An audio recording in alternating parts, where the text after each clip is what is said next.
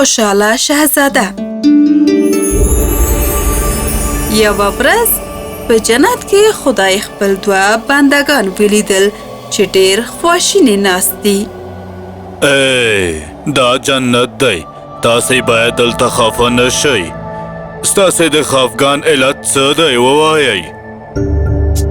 دلته موږ هیڅ څه نشو کولی. موږ بیخي وزګار یو ځکه موږ خفه یو. سمه ده، ځئ ځمکې ته ښکته شئ او په یوه ښار کې مو دوه ښه شیان پیدا کړل، ماته یې راکړئ.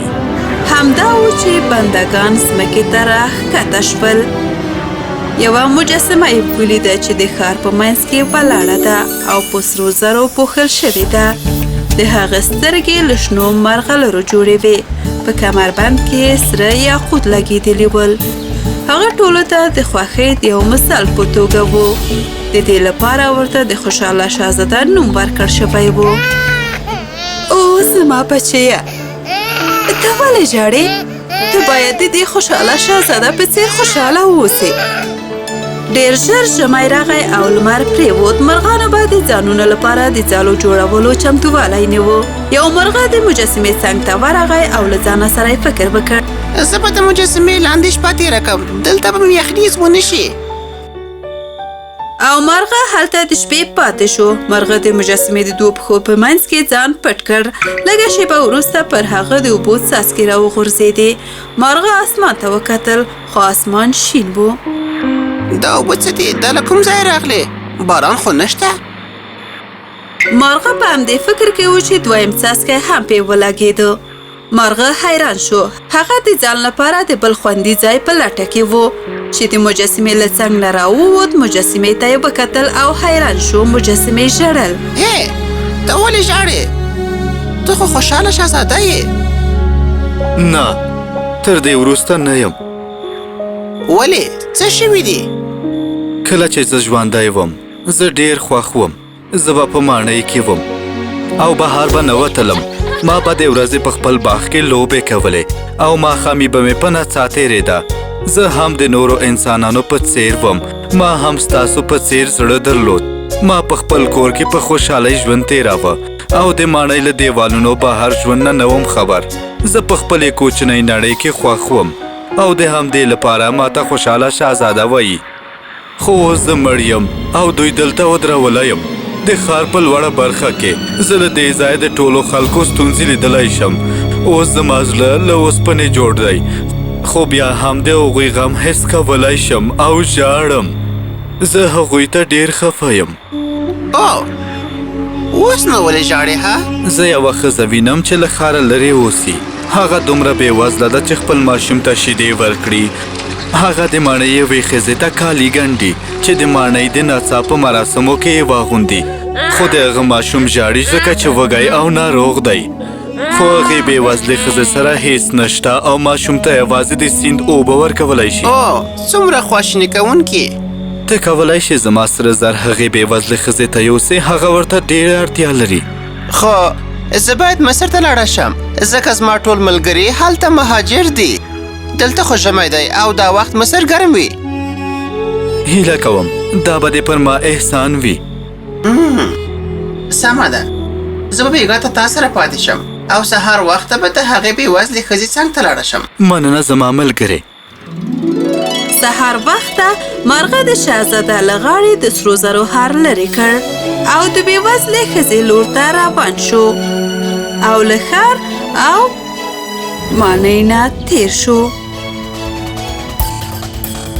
مرغه څو نجونې ولیدې چې ناڅي او یوه ښکلې نجلۍ له کړکۍ سره ولاړه ده. کاش هغه ښځه زما کالي ژر راوړي. هغه د کالیو په ګنډلو کې ولې دومره وخت تېروي؟ مرغه له ښاره ووت او له سیند نه هم واوښت او کلي ته نږدې شو. هغه ولیدل چې یو وړوکی کور کې بېوزله ښځه ویده ده. مرغه د سرو زرو هار پر میز کېښود او ماشوم چې ویده و د هغه څنګ ته ورغی. وزر یې وهلې او د شمال له وجې ماشوم ویده شو. مرغه بیرته د شهزاده لور ته والوته. مرغه په لاره کې ستړی شو او سیند ته ښکته شو چې اوبه وڅکي. کله چې مارغه اوبه وڅښلې یو لیکوال هغه ولید او له ځان سره یې فکر وکړ. او دا مرغه لا ګرم ځای ته نه دی مهاجر شوی. هغه د یخ اقلیم په وړاندې مبارزه کوي. دا د هغه لپاره مناسبه نه ده. زه باید له هغه زده کړه وکړم. زه وږی یم خو باید دا لږه په ځان تیره کړم او خپله کیسه بشپړه کړم. مارغه بیرته د شهزاده خواته ولاړ او لیکوال له کیسې سره بیرته خپل کور ته ستون شو. عجیبه ده وله، زه په دې دومره یخني کې هم د ګرمۍ احساس کوم. دا د هغه نیک کار ګرمي ده چې تا نن وکړ. هو ته رښتیا وایې، زه به مصر ته سبا حرکت وکم. ته مزه خیر دی. زه له تا یو بل احسان غواړم. او نه، اوس نو بیا څه دی؟ له ښاره لرې زه یو لیکوال وینم چې پر یوې کیسې کار کوي خو بشپړه کولی نشي او له ولږې رنځېږي. د هغه په کور کې د تودوخې لپاره اور هم نشته. هغه د کور په سر کې په یوې کوچنۍ خونې کې اوسي. ته له ما څه غواړې چې څه باید وکړم؟ ته زما یو سترګه واخله او هغه ته یې ورکړه. او ستا سترګه؟ زه دا کار نشم کولی. خیر دی دا کار وکړه. دا له قیمتي ډبرې جوړه ده چې له هند راوړل شوې. زه غواړم هغه لیکوال ښه ژوند وکړي. نو سمه ده، زه به نن شپه بیا تا سره پاتې شم او د لیکوال څنګ ته به سهار وخت لاړه شم. سهار مارغه د شهزاده سترګه واخیسته او د لیکوال څنګ ته ولاړ. هغه د لیکوال کور ډیر ژر وموند او په چت کې د یو سوري له لارې کور ته ننوت. لیکوال میز ته ناست و او سر یې ښکته و. مارغه د هغه پر میز قیمتي ډبره کېښوده او بیرته والوت. لیکوال سر پورته کړ او ډبره یې ولیدله. دا ماته د کوم لوستونکي له لورې ډالۍ ښکاري. ډېره مننه ملګریه. لیکوال ډیر خوښ شو چې قیمتي ډبره یې واخیسته. چې شپه شوه مارغه بیرته شهزاده ته ستون شو. زه د وروستي خدای پاماني لپاره راغلی یم. زه به سبا سهار مصر ته ځم. ته ما سره یو بله شپه هم پاتې شه. شهزاده، دلته ژمی او یخني ده او مصر کې به لمر وي او ګرمي به وي. زه هلته باید لاړه شم. خیر دی، د هغه کوچنۍ نجلۍ د ژوند مسله ده. کوچنۍ نجلۍ ژوند؟ هو، په هغه څلور لاره کې یوه کوچنۍ نجلۍ ده او هګۍ خرڅوي. خو هغه ترې وغورځېدې او ماتې شوې. او اوس هغه نجلۍ کور ته د ستنېدو پیسې هم نه لري. هغه که کور ته له پیسو پرته لاړه شي پلار به یې ووهي. نو ته څه غواړې چې څنګه مرسته ورسره وکړم؟ زما دویمه سترګه واخله او هغې نجلۍ ته یې ورکړه. پلار به یې ډېرې پیسې ترلاسه کړي او بیا به خپله لور مجبوره نه کړي چې کار وکړي بلکې ښوونځي ته به یې واستوي. نه نه، زه به تا سره پاتې شم خو ستا بله سترګه نشم ویستلی.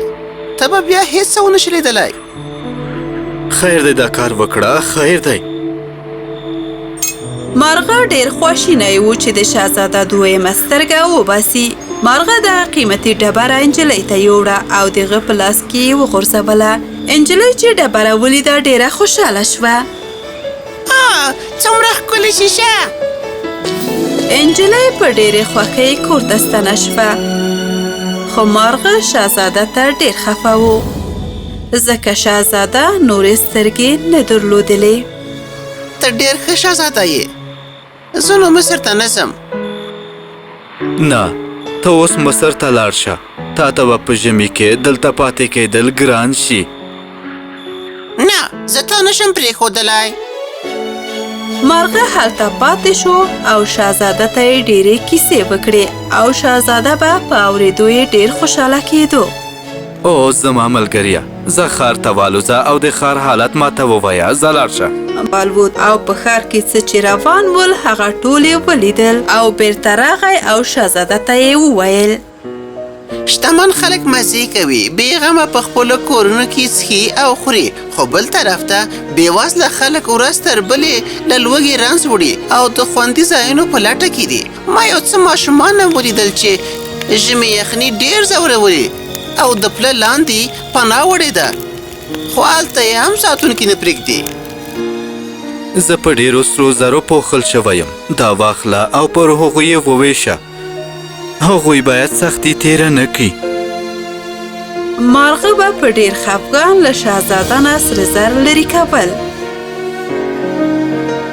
او بېوزلو ته به یې ورکول.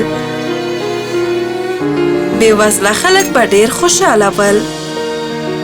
زه به په دې باندې ډوډۍ واخلم. زه به اوس پرې ډوډۍ واخلم که نه؟ زه به اوس پرې ډوډۍ واخلم. زه به پرې ډوډۍ واخلم که نه؟ ژمی سخت شو او د واورې ورښت پیل شو. ټول ښار په واورو پوښل شوی و او مارغه دغه یخنۍ ونه شوی زغملی او یوه شپه مړ شو. کله چې شهزاده سهار پوه شو چې مارغه مړ دی، په وجود کې یو شی مات شو او هغه یې اوسپنیز زړه و. خلک راغلل او د شهزاده پښو مخې ته یې مړ مارغه ولید. ساتونکو ته یې امر وکړ چې مړ مارغه لرې کړي. دا شهزاده بدرنګه شوی نه دی؟ هو هغه بېوزله ښکاري، ډېر بېوزله ښکاري. او د هغه پښو ته دا مرغه مړ شوی یق، دا به اوس څوک پاکوي؟ موږ باید دا مجسمه له دې ځایه لرې کړو او پر ځای یې بله راوړو. هغوی مجسمه لرې کړه او ویې سوځوله، خو د شهزاده زړه ونه سوځېدو او هغه ساتونکو لرې وغورځاوه. څو ورځې وروسته د خدای بندګان جنت ته له دوو شیانو سره راغلل او خدای ته یې وړاندې کړل. تاسې ماته څه راوړي دي؟ دوه شیان، یو یې مارغه او بل یې اوسپنیز زړه و.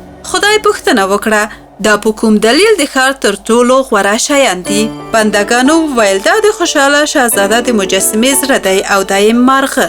تاسې ډېر ښه کار وکړ. رښتیا هم دا د ښار تر ټولو غوره شیان و. زه به دا خپل باغ ته یوسم. مرغه به راته ښکلې سندرې وایي او خوشحاله شهزاده به په خپل طلایي ښار کې ودروم.